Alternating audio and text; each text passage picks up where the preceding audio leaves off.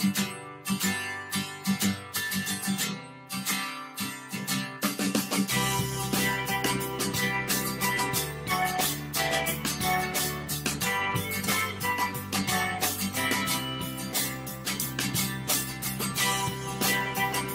in Santa Cruz, we are celebrating. It's the 35th anniversary of Food Not Bombs. Welcome to Take Back Your Power and Do It with Food. I'm Joy Binah'ı. Now an international organization, Food Not Bombs provides free food to the homeless and hungry and has branches in countries on every habitable continent.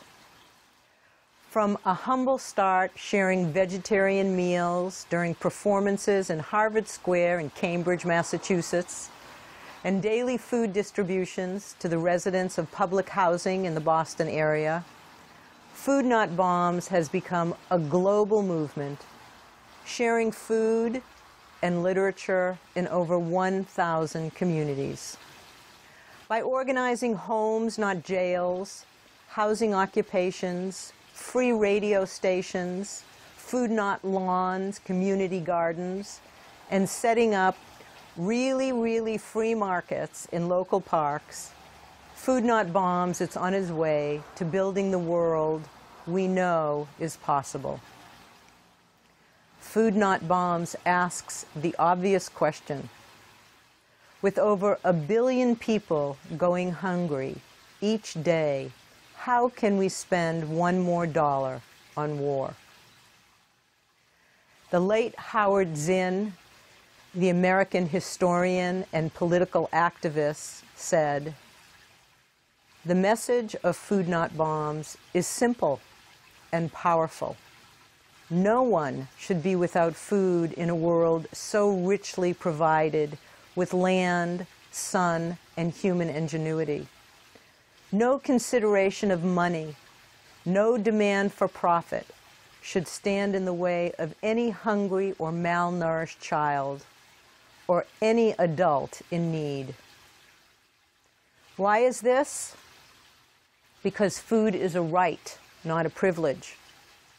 Because there is enough food for everyone. Because scarcity is a lie. Because capitalism makes food a source of profit. And because poverty is a form of violence. You know, the truth is the world produces enough food to feed everyone if distributed equally. There is enough abundance of food. In fact, in many countries, every day, in every city, far more edible food is discarded than is needed to feed those who do not have enough to eat. Yet over 1 billion people go hungry every day. Here are the 3 principles of Food Not Bombs. The first one, the food is always vegan or vegetarian and free to everyone without restriction, rich or poor, stoned or sober. 2, Food Not Bombs has no formal leaders or headquarters, and every group is autonomous and makes decisions using the consensus process. And last, 3, Food Not Bombs is dedicated to nonviolent direct action and works for nonviolent social change. Here in Santa Cruz, every Saturday and Sunday, a meal is served by the steps of the downtown post office. Anywhere from 50 to close to 100 people benefit from the effort, and all the food comes from Gray Bears and the farms at local farmers markets. The food is retrieved and delivered to a kitchen where volunteers prepare, deliver it to the post office, serve the meal, and clean up. You know, a beautiful community of people has grown around this effort, and we are always in need of more people interested in the task. So much more could be done with more hands. Santa Cruz has the incredible good fortune to have Keith McHenry, the co-founder of Food Not Bombs, living here as a resident. Keith has been working tirelessly for 35 years, spreading the word and doing the work, not only here, but in countless other communities across the country and throughout the world. I'm heading downtown Santa Cruz right now to talk with Keith, hear his story, and celebrate this incredible accomplishment of 35 years of doing this good work. We'll talk with other volunteers and some local folk who benefit by this service, and we will party. Come join me as we celebrate the gift of Food Not Bombs. So here we are at the 35th anniversary celebration of Food Not Bombs, and I'm standing here with the co-founder, Keith McHenry. If you could tell me, being the co-founder, what the beginning was like. How did it start? So it started, there's three little stories. One, I was a produce worker at Bread and Circus in Cambridge, Massachusetts, and I was throwing out all this produce, and I took it to the projects. And at the projects, I got to talking to the people, and they talked about this new building being constructed across the street. And they said that's where they're designing nuclear weapons. And it turned out to be Draper Lab. And that gave us the idea, wow, there's hungry people on one side of the street, there's people on the other that are making money building nuclear weapons. We should be called Food Not Bombs. That was in '79, and right when Bread and Circus opened. And then on May 24th, 1980, which this is the 35th anniversary of, a friend of mine, Brian Feigenbaum, was arrested at Seabrook Nuclear Power Station, and his best friends, which was me and 7 others, we decided we'd organize a group to defend him, and that the first thing we would do is bake sales to raise money for his legal defense. And so we planned that evening and started doing the bake sales, but they were not very successful. And so around that same time, I had a moving company called Smooth Move. I moved this family, and they had a poster that said, wouldn't it be a beautiful day if the schools had all the money they needed, and the Air Force had to hold a bake sale to buy a bomber.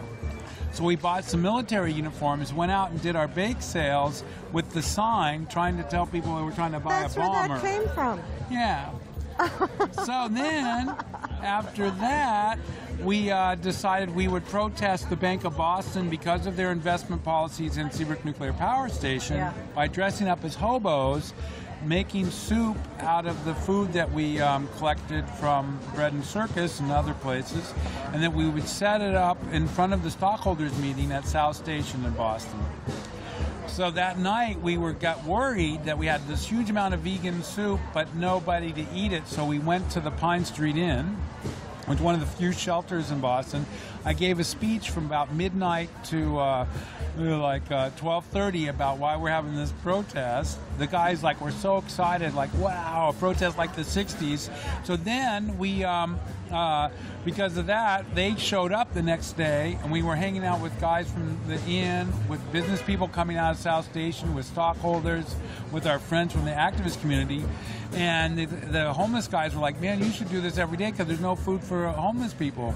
And that was just when homelessness started to become a problem because Reagan had just gotten elected and so on. And so that night we decided to quit our jobs and do nothing but collect food, give it to people, in those days mostly at housing projects, and then do street theater with free meals, vegan meals on the streets at Harvard Square, at Copley Square, Boston Commons. And that started the original Food Not Bombs. Tell us, Abby, how you got involved with Food Not Bombs. What motivated you to do this particular kind of service work?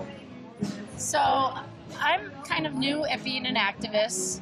Occupy really touched my heart. I was hoping there'd be a change for the world. And I was disillusioned and sad, but I didn't stop becoming an activist. So what I found out about during that time was about Food Not Bombs. And what was so cool about Food Not Bombs is you can be an activist, still get across things you want to get across, and actually feed people. So at the end of the day, at least you've done something. Some people got fed that might have been hungry. So that's how I got involved about 2 years ago. And how difficult was it initially to retrieve food? It was really easy. Right off the bat? Right off the bat. So my plate, because of Bread and Circus, I was the produce manager or the produce worker. I would have all this produce, and I just got boxes every day. Yeah. And then it turned out in those days the tofu companies didn't know about how to make stuff with scraps of tofu. So we would get 4 or 5-gallon buckets of scraps every couple of days, and we make tofu smoothies. We'd make all this stuff. So we got that. We then Panera, it was Oba and Pond, which is part of Panera Bakeries. Yeah. That guy was really cool. He now has this mega corporation, and they would give us like the day-old bread there. Warburton's in Harvard Square would give us day-old bread. Yeah. Erewhon over in Brookline would give us food. The food co-ops gave us food. Haymarket gave us food. We'd go down there every Saturday and get like stuff at the end of the Haymarket Square. We had so much food, it was incredible. Yeah. So how did it move from Boston to all over the entire world? Well, what happened was I moved to San Francisco in 1987, and by 1988 I started a second group. I actually got a grant from American Peace Test to feed the protests at the Nevada test site, and I used that money to buy the pots and pans and the tables and equipment to start the San Francisco chapter.